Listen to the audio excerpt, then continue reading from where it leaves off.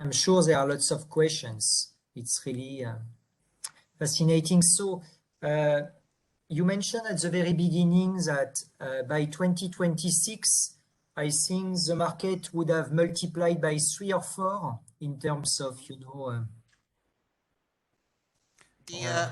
the increase rate for metamaterials is currently, the annual increase rate is 30%. The predictions, they all agree on that. Okay. I mean, it's quite amazing because, yeah, it's almost a factor 5.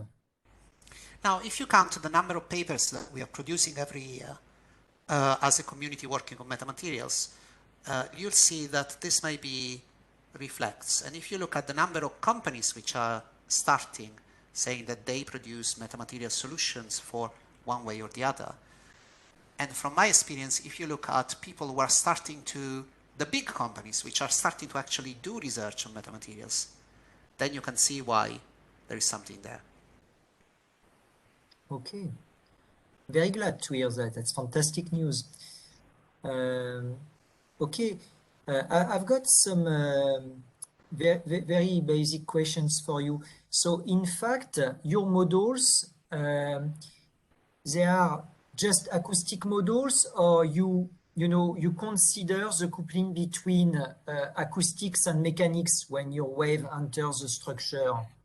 So for some of them, they are only acoustics. So for the ones where there is no membrane in the end, they are just acoustic module.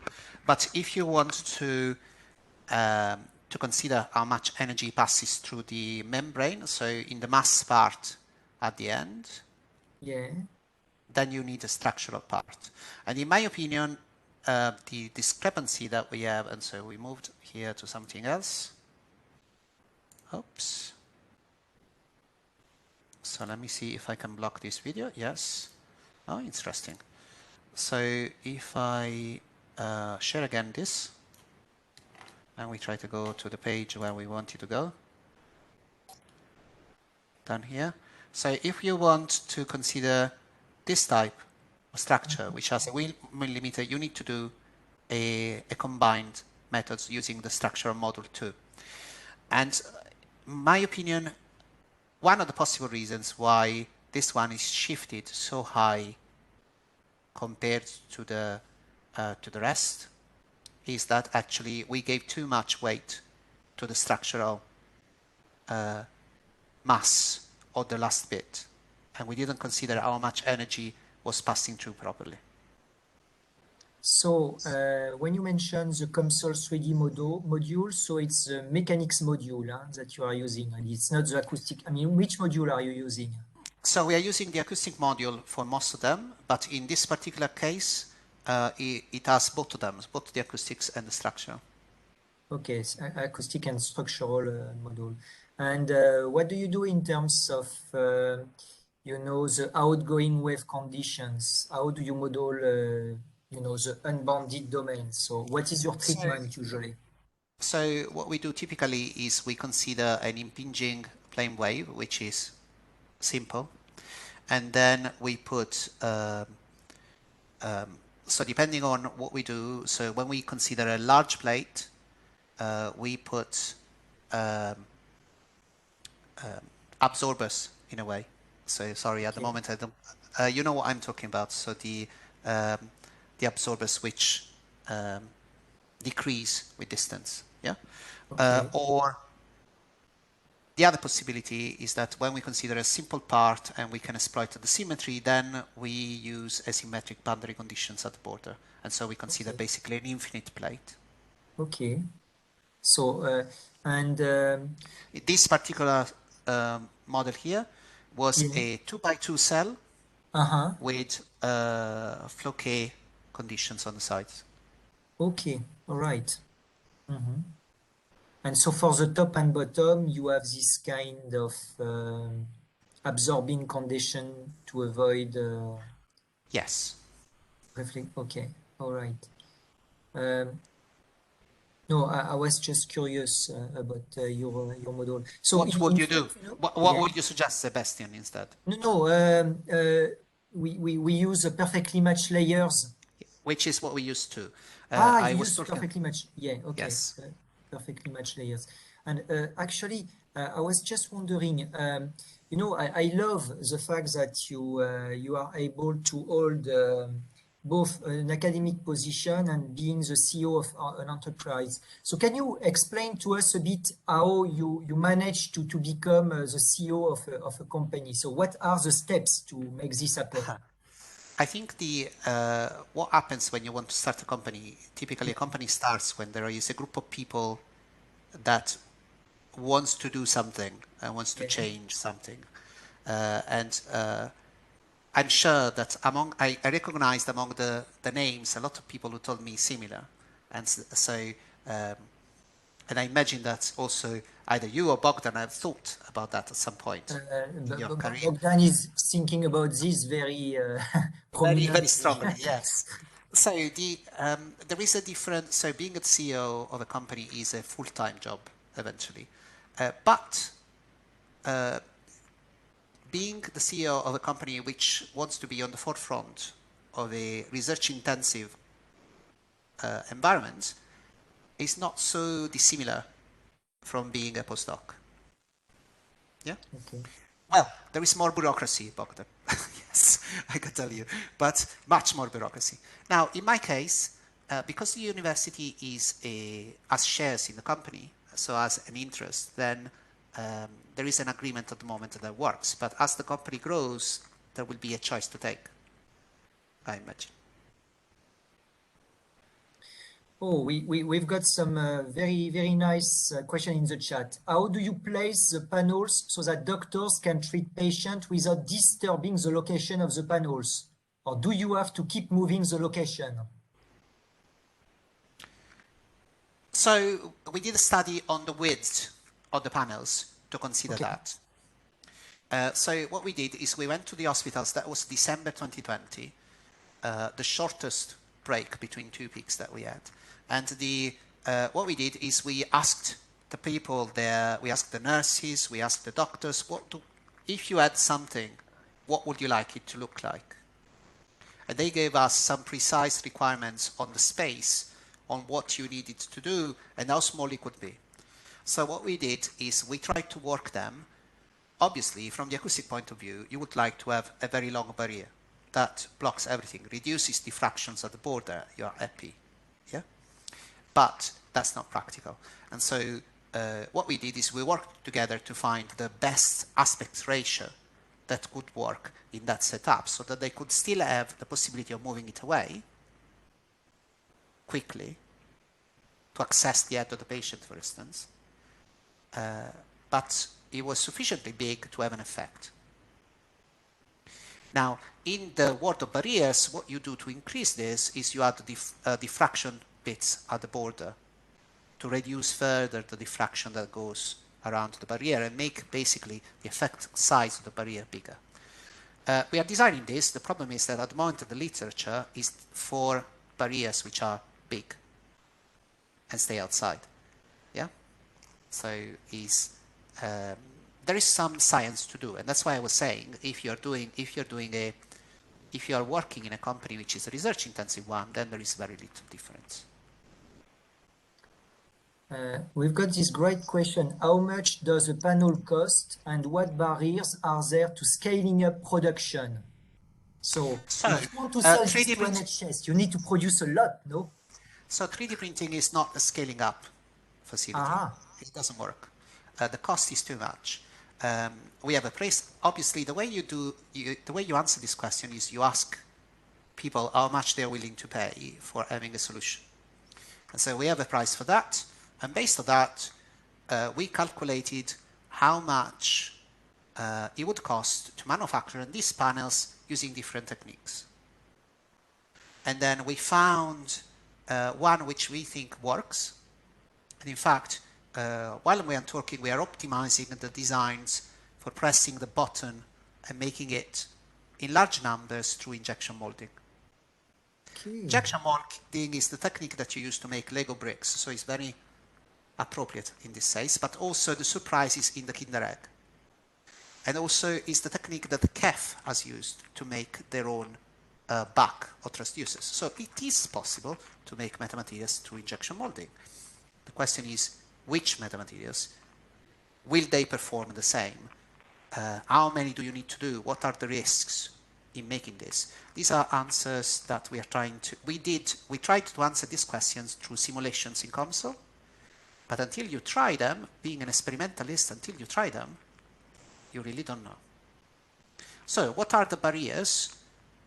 I suspect there is a capital barrier to start, because you need a bit of money to actually burn to make the first round of panels. But in doing that, we realize that if they work, then we have something that we can distribute to hospitals, not just selling, but for them to actually see.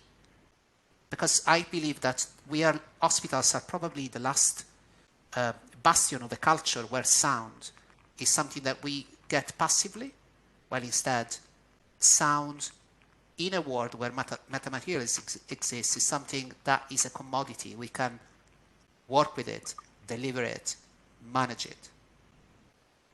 So if we want the culture to change, then I think we got together and we thought, well, let's try it. Let's see what happens. Now, the answer, how much it costs, we think we can produce them at the price that they would buy it. And I know that this is not a number answer, but it's what I'm prepared to say today. Maybe you should go to Dragon's Den, you know, this TV program, and try to. So the company has just finished its first round of funding. Oh, wow! So we had just completed the first round of investment. Okay. And now we are doing a second round. So we will use, and that's what I mean. So we all, to all the people who wanted to invest, I said, look, I will be using your money to do a first batch of panels to send to hospitals. And they all agreed. Oh, wow. So this is already step 2. Okay. So lovely. So and okay. I saw Joya in the audience. Yeah. And Joya, in the polls, I would like to thank you for making your paper on Windows. We used your method. When I say polls, it's very inspired to what you did. Perhaps Joya would like to join and ask some questions, you know. And I also see Tim, and I said that yeah, I chair, but I'm just co-chairing the UK, and Tim is my second chair. Yes. So Tim was asking this question about the panel cost. I mean, Tim, you are more than welcome also to ask other questions, to come forward. Huh? I mean, people use this great opportunity, because today we would like to know a little bit more about this industrial venture. I mean, this is a future of metamaterials. There is no future for metamaterials if there is no partnership with industry. Then it will die out. We need this to happen. There is no future in the metamaterial community for us as a community if some of us don't turn into entrepreneurs. Exactly. That's essential. So Bogdan, do it. Yeah, so have you actually applied for this EIC Pathfinders? Hello, so you would like to ask a question, perhaps? Hi, Joya. Yes, yeah. Hi, Gianluca. Hi, ciao. First of all, thank you so much for your interesting presentation. I'm sorry that my internet went a bit down for a bit, so I could only reach the very last bit of what you were saying. But I guess it was about the simulation on COMSOL, right? Or it was on the measurement. I was on the measurement. So we used the pulse measurement like the one that you did in your thesis. Okay, yes. And that's very interesting also to see it applied on hospital and medical appliances. So it was very interesting. Actually, I had a question, but it was more related to, I mean, first of all, you said you consider and you have tried when you put actually in place the panel, you have tried randomly to try the position of the patient, I think, eventually, and to understand more or less the most perceivable noise sources. Have you also considered to do any ergonomic study or any more human perception-based study on it? Since it's Gioia, much focused on the sensibility of people, such as an hospital and things like so this. Gioia, the study we did in 2014 was a soundscape study. Okay. There has been one of the people involved in this study on the clinician side did their PhD in assessing from the perceptive point of view what is the perception of patients and staff of the soundscape in hospitals. So I was covered on that side. Otherwise, I would have done different approach. But obviously, now that we go next, and now that we have a panel, then that is the next step. So for those of you who don't know what I'm talking about, the soundscape approach is a way of measuring the impact using the people perception on it and directly asking the people what they feel. And this is the method that we used for the sound delivery method. And I should say that Chinmay, I see that he's there, used during his PhD to do that. And this time we just took pictures with us on the bed, and I think I see Alim there. Alim took pictures of me and my terrible socks, which I will not show you, sorry, because everything is recorded here. Did I answer your question, Gioia? Yes, I also had another question, but I mean, I guess you only have one model of this. What happens if you place, like, if you have one device for respiration, one device in the middle, and then you put two panels around it? Have you considered any that is a fantastic question, and I think it goes on what Tim was asking. There is an issue of interactions that I didn't talk about. Yeah. And obviously that is a crucial bit. Also because in the moment where we saw experimentally that it was possible, there is an effect when you put two metasurfaces one to the other. Then there is an effect when you put two checkerboard metasurfaces one next to the other. And I can tell you that is an effect similar to what two polarizers do for light. But that is for another talk. Okay. Yeah, that would be interesting to hear. Yeah, I will stop for now. I have some more questions, but I will leave other people to ask some Also because questions. I have to go very quickly, another 4 minutes. So. Thank you, Gianluca. Yeah, so I've got another trivial question for you. So, did you embark on this kind of European project, EIC Pathfinder, or these kinds of things, since you have a startup company? I mean, do you? I haven't looked yet at those, no. Okay. Yeah, we should discuss. Always open to discuss. Yeah, especially if Bogdan has stopped saving a recording. Yeah, he's an investor, so perhaps you should liaise with Bogdan. I've got another question for you. So far, it's really airborne acoustics. It's not underwater acoustics. Can you comment a bit about airborne and versus underwater acoustics? Well, in underwater, your question about the structural becomes paramount because there is a fluid structure interaction that needs to be taken into account. Now, you could say that this is an added mass, to use a fluid dynamic wording, but in reality, it's not just that. There is much more, and the interactions are now motivated by the fluid much more than they are in air. So it's a completely different beast. Yeah. And so, in your opinion, your kind of checkerboard structures, the kind of structures you've, modeled for airborne acoustics, they could find some applications as well in underwater acoustics, or due to the you would need to compensate for the effects or to build on the effects. Okay. I don't have enough information to answer your question, Sebastian, unless giving you a very engineering guess, which is we select our bricks at the moment not to be resonant. We select our bricks among the potential shapes. One of the conditions that we use is that they are not resonant, because we want them to work over a larger bandwidth. Now, resonances shift when you add mass in that sense, or when you move from air to water. That's the easiest way that happens. the wavelength of the thermoviscous changes. So I don't see why it would not be possible to design structures underwater that do this game, but they would be very different from the one that I'm using in air.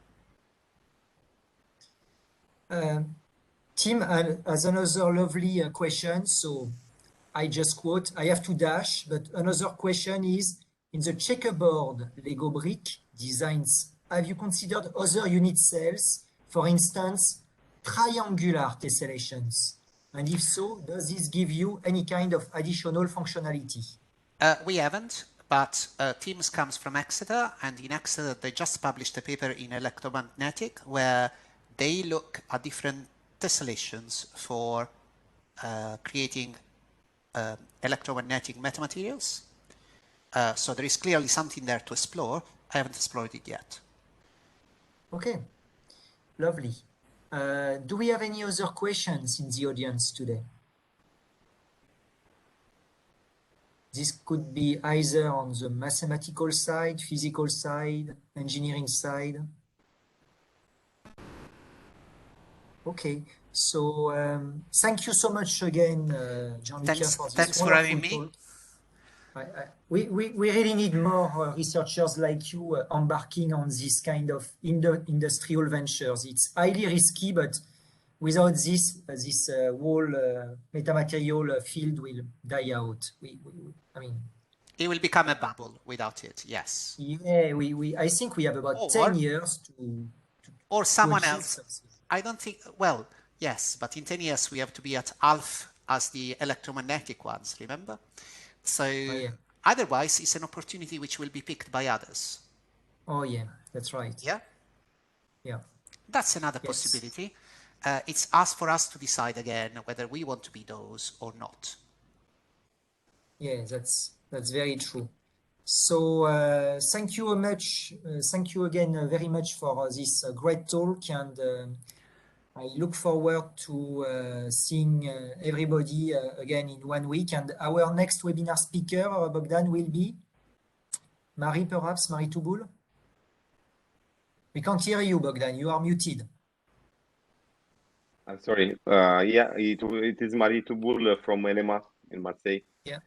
So she's an applied mathematician, a specialist of homogenization techniques, and yeah, I think it will mirror very nicely this talk, because I think she will discuss similar infrastructures, but from a more, let's say, applied mathematics perspective. So thank you very much again, Gianluca. This is just amazing what you're doing. I mean, and this whole NHS story, I love it. So, okay, bye, everybody. Bye, everyone. Thank you, Gianluca. Bye. Bye. See you. And Bye. don't forget, you should propose a new speaker. Yeah, and everyone, if you have anyone in mind who has a similar, idea than Gianluca to, embark on this kind of industrial ventures, please let us know, because this is what we want to hear now, more industrial related talks. That's very important for us.